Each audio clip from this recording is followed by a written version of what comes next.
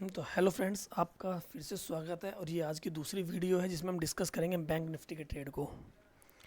पहली वीडियो में निफ्टी का ट्रेड डिस्कस किया था एंड इसमें बैंक निफ्टी का ट्रेड डिस्कस करने वाले हैं। और हमारा अगेन डिस्कस करने का देखने का तरीका वही रिप्ले करके हम देखेंगे पहले, और स्टार्टिंग से देखेंगे। बाकी जिसने भी आज की पहली वाली निफ्टी वाले ट्रेड की वीडियो नहीं देखी है वो उस वीडियो को ज़रूर देख लेना, उसमें भी बहुत कुछ अच्छा सीखने के लिए मिलेगा। ये है हमारे बैंक निफ्टी 3 मिनट का टाइम फ्रेम पर।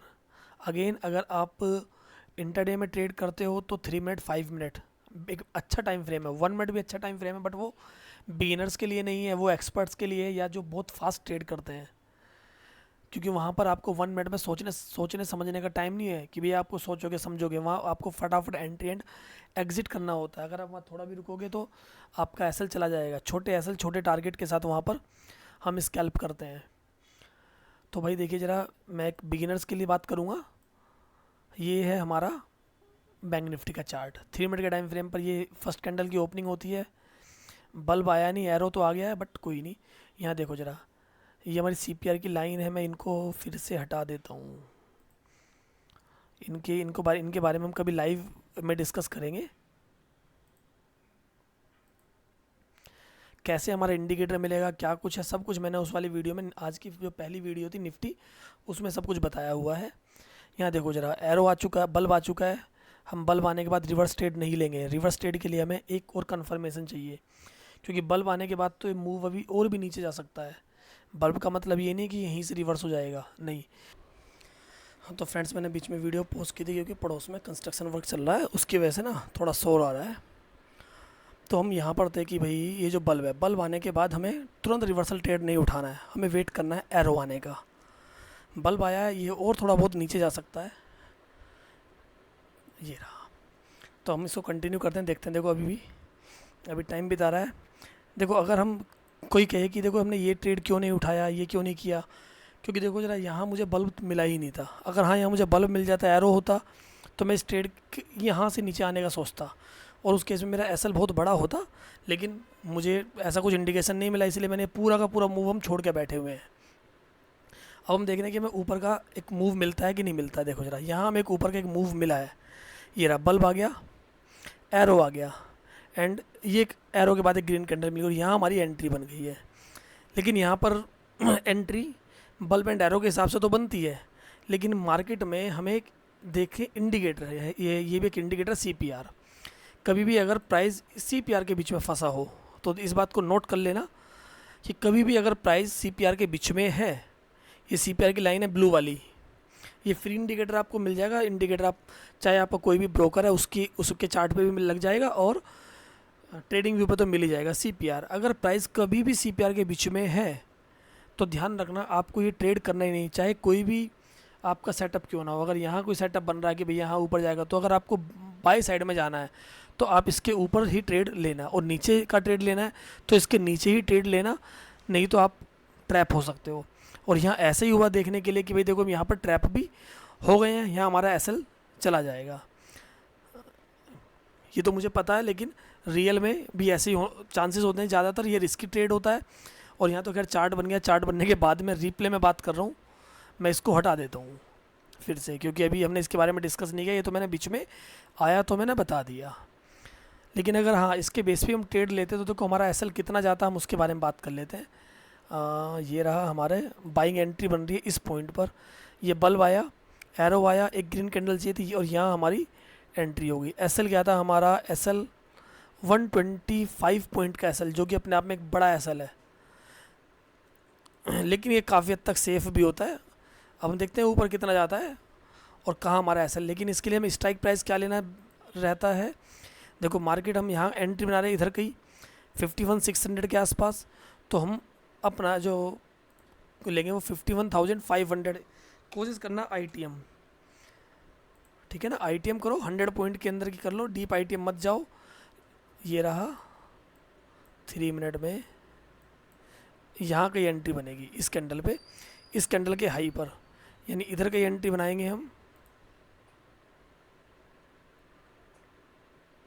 और देखो इंडेक्स के चार्ट में बल्ब यहाँ पर भी आया होगा।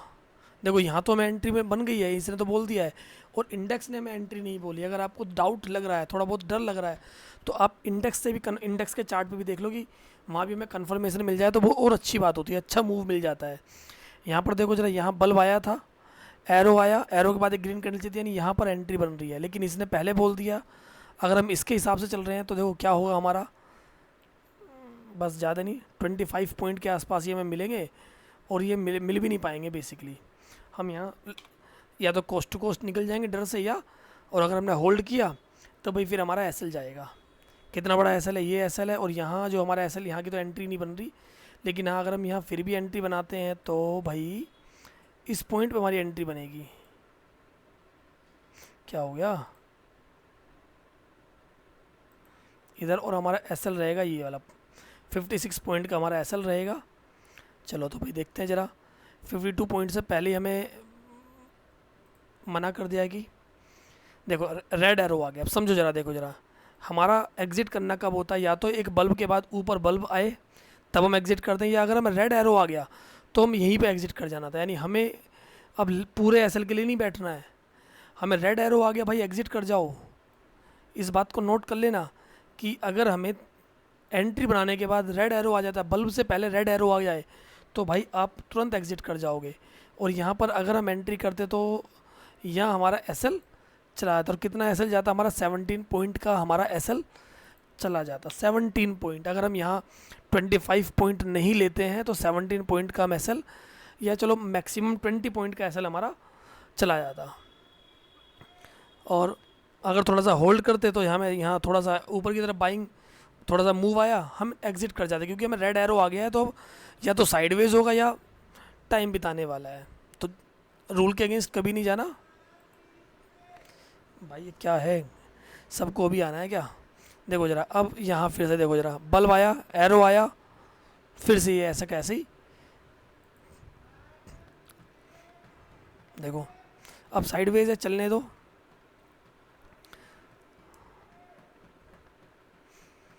हमें एरो का वेट करना है, एरो मिल गया हमें, लेकिन उससे पहले रेड एरो आ गया ग्रीन कैंडल से पहले।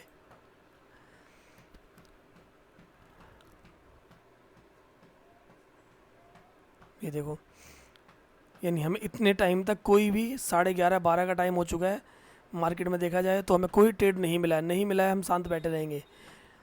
जब ट्रेड मिलेगा, नहीं मिलेगा तो नहीं लेंगे भाई ट्रेड, क्या हो गया? एक दिन ना ट्रेड नहीं करेंगे तो क्या हो गया?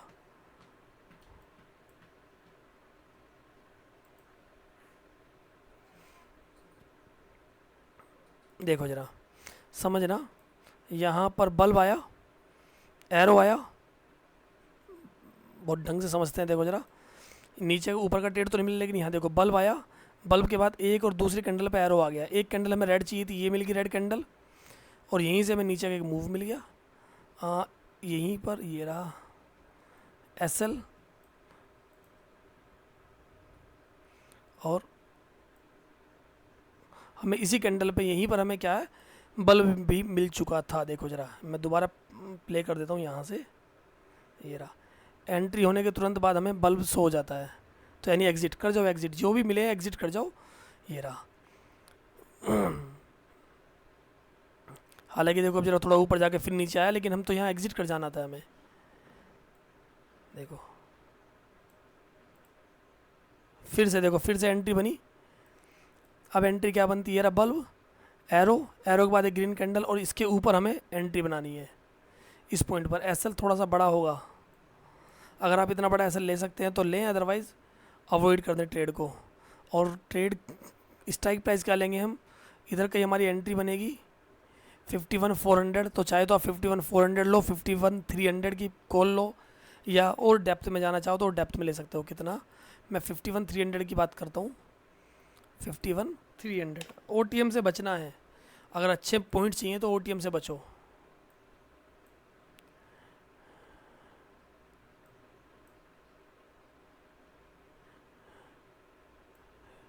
कहाँ पर है भाई, इधर ये रहा।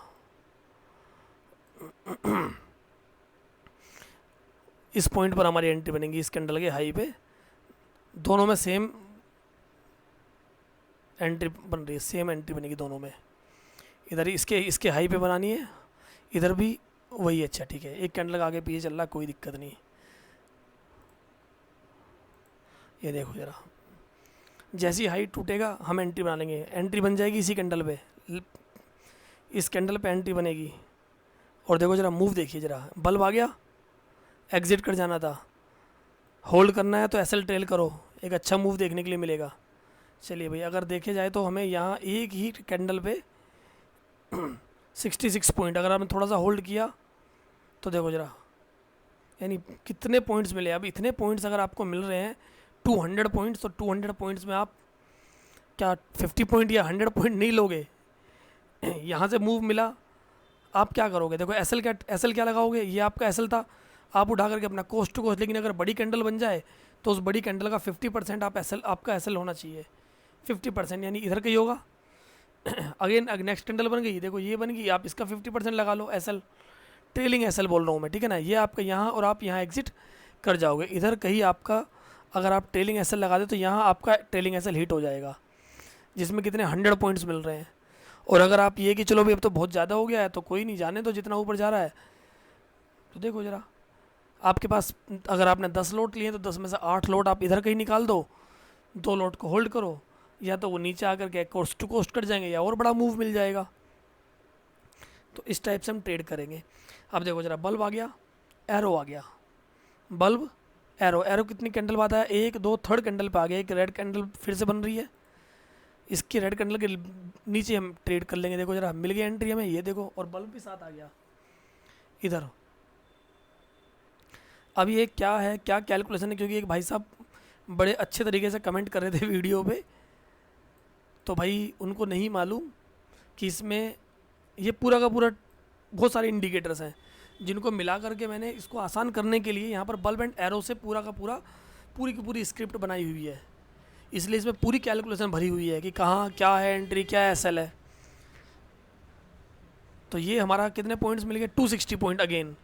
अब एंट्री कहाँ पर बनी है हमारी? इधर की बन रही है 51,577, यानी 51,600 की पुट लो, या आप 51,700 की पुट ले लो। अच्छे पॉइंट चाहिए, 51,700 की पुट लो। इधर ये रही, इस कैंडल पे एंट्री बन रही है, कहाँ है? ये रहा, इधर की एंट्री बन रही है किस कैंडल पे? इस कैंडल पे एंट्री बनेगी, यानी जैसे इसका हाई ब्रेक हुआ इधर की एंट्री बनेगी हमारी, इस साइड का ही। इधर का ही हमारा प्राइस होगा जो हमने सेलेक्ट किया होगा। और एसएल भी हमारा थोड़ा बड़ा होता है, आईटीएम पे एसएल बड़ा होता है। एसएल बड़ा होता है तो मूव भी बढ़ाता है। देखो एक ही कैंडल पे कितना मूव आया, 130 पॉइंट, ये देखो जरा।